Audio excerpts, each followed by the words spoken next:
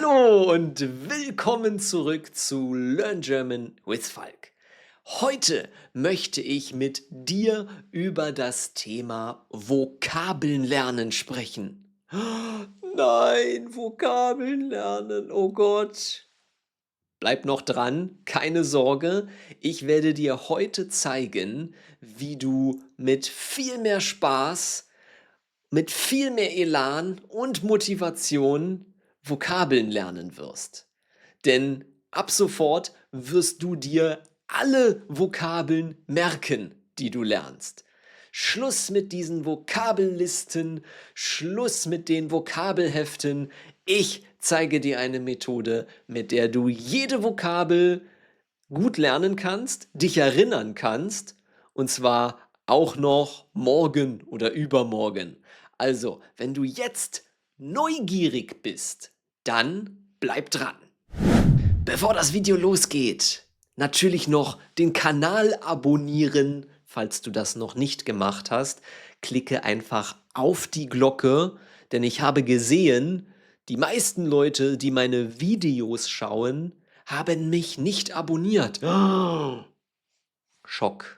Also, jetzt abonnieren und kein weiteres Video von Learn German with Falk verpassen. Und glaubt mir, in den nächsten Wochen kommen ein paar richtig coole Videos zum Thema Deutsch lernen. Also, jetzt abonnieren und jetzt viel Spaß. Also, der herkömmliche Weg, so wie man in der Schule Vokabeln lernt, ist mit einer Vokabelliste. Da steht auf der einen Seite das deutsche Wort und auf der anderen Seite zum Beispiel das Englische, wenn du Englisch lernst. Und dann auf dieser Liste stehen ganz viele Wörter, Verben, Adjektive, alle möglichen Wortarten und auf der anderen Seite steht die Übersetzung. Aber das macht natürlich überhaupt keinen Spaß, einfach nur eine Liste zu lesen. Und es ist auch sehr abstrakt, einfach nur ein Wort. Viel besser wäre zum Beispiel schon ein Beispielsatz. Dann kann man sich die Sache in einem Kontext merken. Also zum Beispiel statt nur das Wort beliebt, also etwas, das beliebt ist das, was alle Leute lieben. Wenn man das Wort beliebt lernt, dann sollte man zum Beispiel einen Satz kennen, wie Volksmusik ist in Deutschland immer noch beliebt. Ich weiß es nicht, aber du brauchst einen Beispielsatz, um das Wort in einem Kontext zu verstehen. Das ist schon mal der erste Schritt. Aber jetzt willst du ja auch nicht Hunderte, Tausende Beispielsätze lernen. Nein, auch das macht keinen Spaß und wahrscheinlich auch keinen Sinn. Was du machen kannst, was ich mache, womit ich unzählige Vokabeln in der letzten Zeit gelernt habe, ist mit Bildern im Kopf. Ich versuche mir Bilder im Kopf zu kreieren. Und mit Hilfe dieser Bilder kann sich mein Gehirn die Vokabeln besser merken. Ich gebe dir mal 3 Beispiele. Und zwar das erste Beispiel. Das ist jetzt für Japanisch. Du weißt ja, ich lerne Japanisch. Und das erste Wort, das ich mir einfach nicht merken konnte, war zum Beispiel das Wort für Decke. Das ist im Japanischen Tenjo. Decke bedeutet das also. Nicht der Boden, sondern die Decke. Und ja, ich konnte mir das nicht merken. Ich hatte keine Assoziation. Es war für mein Gehirn zu abstrakt. Und dann habe ich nachgedacht, okay, welches Bild könnte ich kreieren? Und dann habe ich an meinen Freund Joe gedacht und habe mir vorgestellt, wie 10 Joes an der Decke sind. 10 ist ja auf Englisch 10 und dann 10 Joe, also 10 Joes an der Decke. So habe ich mir dieses Wort gemerkt. Das heißt, immer wenn ich an das Wort Decke denke, dann habe ich dieses Bild im Kopf, wie 10-mal mein Freund Joe an der Decke ist. Du siehst, deine Bilder, die du im Kopf kreierst, sie sollten natürlich auch ein bisschen lustig sein oder sehr extrem, denn dann kann sich das Gehirn das besonders gut merken. Wenn sie sehr langweilig sind, na klar, dann vergisst du sie schnell wieder. Aber wenn sie lustig sind oder ja, sehr schockierend oder extrem, dann wirst du sie nicht mehr vergessen. Zumindest nicht mehr so schnell. Also, das war das erste Beispiel, dieses Bild im Kopf von 10 Joes. Ein anderes Beispiel ist zum Beispiel das japanische Wort für Lappen, Putzlappen, also wenn du sauber machst, den Boden wischst oder das Regal wischst. Das japanische Wort lautet Sokin. Ich hoffe, ich spreche es richtig aus. Auf jeden Fall konnte ich mir auch dieses Wort nicht merken. Ich hatte keine Assoziation. Sokin, Lappen, das deutsche Wort ist ganz anders. Also habe ich mir vorgestellt, was klingt so ähnlich wie Sokin? Sokin, Sokin, Socke, Socke, Socke, Sokin, Socke klingt so ähnlich. Und dann habe ich mir vorgestellt, okay, ich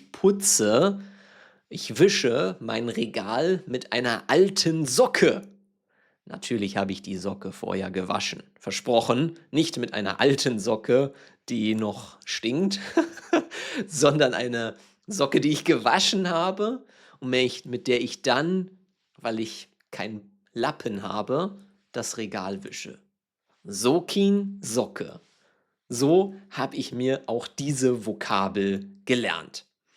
Deiner Fantasie sind keine Grenzen gesetzt. Du kannst alles in deinem Kopf kreieren. Sei kreativ.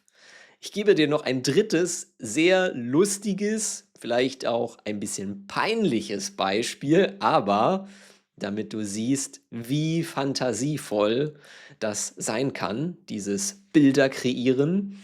Und zwar gibt es im Japanischen ein lustiges Wort, und zwar Gara Gara. Und das bedeutet so viel wie leer, also in einem bestimmten Kontext. Und ja, Gara Gara leer, wie kann ich mir das merken? Also habe ich viel nachgedacht und dann habe ich gesagt, okay, Gara, ich kenne das Pokémon Garados. Es gibt im Deutschen den Namen für ein Pokémon. Das ist so ein langer Drache. Ich glaube, der englische Name oder der japanische Name, die sind anders. Im Deutschen heißt das Garados. Und ich stelle mir immer vor, wie dieses Garados, dieses Pokémon im Zug den ganzen Platz einnimmt. Und deshalb sind keine Menschen dort und es ist leer. Es ist ziemlich abstrakt, oder? Aber ich verstehe es. Ich kann es mir merken. Und darum geht es.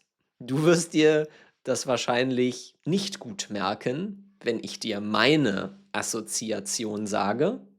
Vielleicht, manchmal kann auch eine Assoziation von einem Freund oder an einer anderen Person gut sein. Aber am besten ist es, wenn du ganz alleine etwas kreierst in deinem Kopf. Etwas Lustiges, etwas Abstraktes, etwas Kreatives, etwas Extremes. Du hast gerade gesehen, mein Beispiel, ganz komisch, aber so kann ich mir die Vokabel merken und dann ist es mir egal am Ende, wie ich sie mir merken kann. Hauptsache ist, ich kann sie mir merken. Dann gibt es einen zweiten ganz wichtigen Punkt beim Vokabellernen und der lautet Wiederholung. Wiederholung und zwar in gewissen zeitlichen Abständen. Ich erkläre das. Im Englischen gibt es den Begriff Spaced Repetition. Das bedeutet, dass du etwas in einer bestimmten Zeit immer wiederholst. Also, wir hatten gerade die Vokabel gada gada und Wenn ich jetzt die Vokabel gelernt habe und das Bild in meinem Kopf kreiert habe, dann ist das schon mal super. Das heißt aber nicht, dass ich diese Vokabel für immer im Kopf behalten werde, nie mehr vergessen werde. Ich muss sie schon ab und zu immer mal wieder wiederholen. Das heißt, ich habe sie heute gelernt, also wunderbar. Vielleicht wiederhole ich sie morgen am nächsten Tag noch einmal, um zu schauen, okay, habe ich sie mir korrekt gemerkt? Super. Dann wird das Intervall schon größer. Vielleicht schaue ich am Ende der Woche noch einmal, kann ich sie immer noch? Wenn ja, super, dann mache ich den Abstand wieder größer, vielleicht 2 Wochen und so weiter. Am Ende vielleicht ein Monat oder noch länger und im Idealfall muss ich dieses Wort irgendwann nicht mehr wiederholen, weil ich es internalisiert habe. Ich kann es mir sehr gut merken und vielleicht begegnet mir auch das Wort im Alltag oder ich lese es und dann erinnere ich mich wieder. Aber am Anfang brauche ich diese Spaced Repetition, also diese Wiederholung in gewissen zeitlichen Abständen. Wenn das zum Beispiel mal passiert, natürlich passiert das, dass man sich erst das Wort gut merken kann und vielleicht nach 2 Wochen, ich habe das Wort vergessen, ich weiß nicht mehr, was die Bedeutung ist, dann geht es wieder in eine Kategorie zurück. Das heißt, du wiederholst es wieder in einem kürzeren Abstand. Wenn du zum Beispiel das letzte Mal vor 2 Wochen das Wort Gada Gada gelernt hast und ich habe es vergessen, und dann sage ich, okay, beim nächsten Mal schaue ich wieder nach einer Woche, kann ich mir das Wort jetzt wieder gut merken? Und wenn ja, dann wird der Abstand wieder größer. Und natürlich, wenn man viele Vokabeln lernt, ist das gar nicht so leicht, all diese Vokabeln in diese Kategorien einzuordnen. Und es gibt natürlich viele, viele Hilfen dafür. Eine Hilfe sind Apps. Nutze Apps, wenn du gerne Apps benutzt. Zum Beispiel gibt es Anki oder Quizlet. Dort ist diese Spaced Repetition, dieses Wiederholen, schon integriert. Das heißt, du musst das nicht kategorisieren, sondern die App weiß, okay, Falk kennt die Vokabel sehr gut, jetzt wird der Abstand länger. Oder, Falk hat einen Fehler gemacht, okay, ich muss die Vokabel öfter wiederholen. Das ist eine fantastische Methode, um Vokabeln zu lernen. Wenn du nicht gerne mit Apps lernst, dann kannst du es machen, so wie ich es auch gerne mache. Du nimmst verschiedene Farben für Klebezettel oder für Stifte und markierst dir in dem Buch oder in deinem Heft oder in deinem in deiner Excel-Datei, wo die Vokabeln sind und markierst sie in den Farben. Zum Beispiel gelb bedeutet in 2 Wochen wiederholen und grün bedeutet morgen oder in 2 Tagen wiederholen. Es ist eine schwierige Vokabel, zum Beispiel. Also, Wiederholung ist wichtig, aber nicht nur einfach jeden Tag und dann ganz lange nicht, sondern immer in diesen Abständen und diese Abstände regelmäßig vergrößern. Also, was haben wir gelernt? Punkt Nummer 1: kreiere Bilder im Kopf. Lustige Bilder oder schockierende Bilder oder auf jeden Fall Bilder, die du dir gut merken kannst. Und es können Fantasiebilder sein, ganz egal. Du sollst sie aber am besten selber kreieren. Punkt Nummer 2: Wiederholung. Spaced Repetition. Wiederholung in gewissen Zeitabständen. Das heißt, immer mal wieder schauen, kann ich die Vokabel noch? Und wenn ja, den Abstand vergrößern. Mit diesen zwei Methoden wirst du garantiert viel mehr Wörter lernen und du wirst viel mehr Spaß dabei haben, auch weil du sehen wirst, dass du dir die Wörter besser merken kannst. Und diese lustigen Bilder im Kopf, das macht auch einfach Spaß. Also, von nun an wirst du keine Vokabeln mehr vergessen. Nicht keine, aber weniger hoffentlich. Und schreib doch mal in die Kommentare, was deine Methode beim Vokabelnlernen ist, damit wir alle von deinen Ideen vielleicht auch profitieren können. Vielen Dank fürs Zuschauen, viel Erfolg beim Lernen und wir sehen uns in der nächsten Episode wieder. Tschüss und bis zum nächsten Mal. Macht's gut!